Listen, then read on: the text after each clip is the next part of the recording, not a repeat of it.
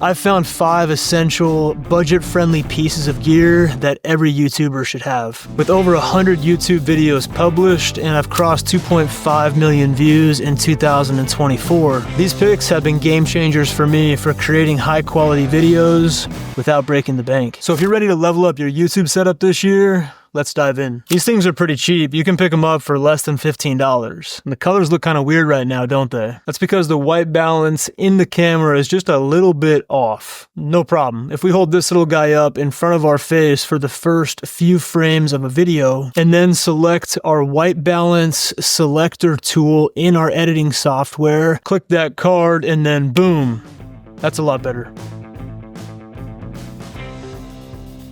You can pick up like a smaller travel tripod. I like this Mantis pod a lot.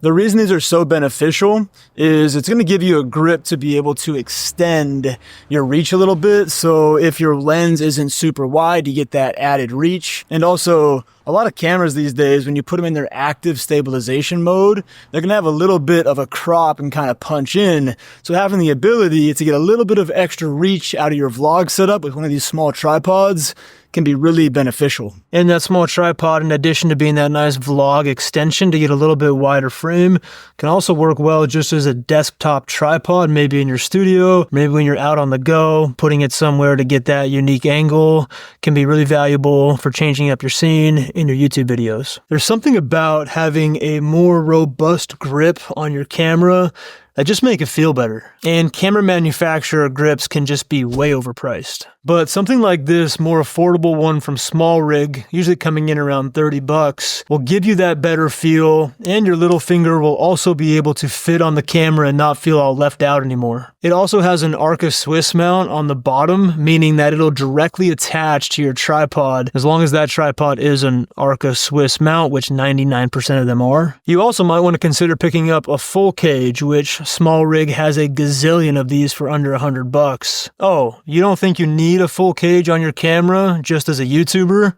I used to think that too. But do you know why that low light vlog shot from earlier looks so good? Your camera likely only has one lonely mount, which is usually occupied by a mic. But what if you want to put a little vlog light on it at the same time? Rig it up. You might be surprised how useful that actually is. Oh, and one of these little multi-tools can also be incredibly useful when you're changing out your camera grips and mounts and everything else. Small Rig also crushes it with these. I'm about to blow your mind with how much you can get out of this Rode VideoMic Go 2, which is a $99 microphone. First off, and probably most importantly, you get that quality Rode audio. A quick tip, when you're recording audio, you want to record your audio levels and adjust the camera's gain to where the audio levels are bouncing at about -12 decibels. And then you can just bring that audio track up in your post-processing software so that the audio levels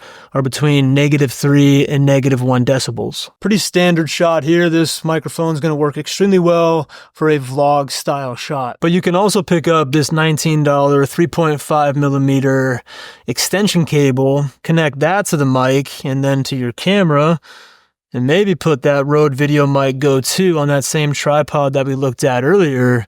And now you have that microphone in-frame studio type of shot, but it gets even better. You can also connect this mic via USB-C to your computer, and now you've got that crispy audio for your live calls. You're probably thinking that you don't need a fancy monitor because you're not a professional videographer.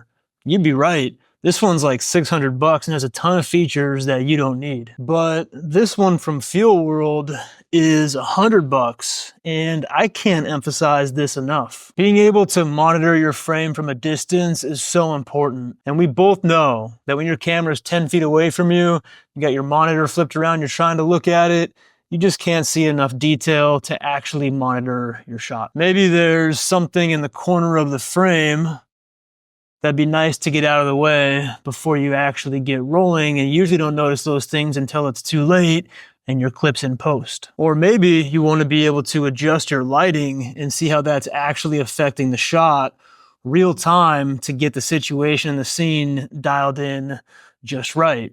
Get a monitor, trust me, you'll thank me later. You also might be able to do it for free without picking up a monitor because a lot of camera manufacturers have accompanying apps. And these apps work exactly like one of these monitors. So do some research and see if the camera you have supports a monitoring app like this. This one is the Sony M&C app that works with Sony cameras.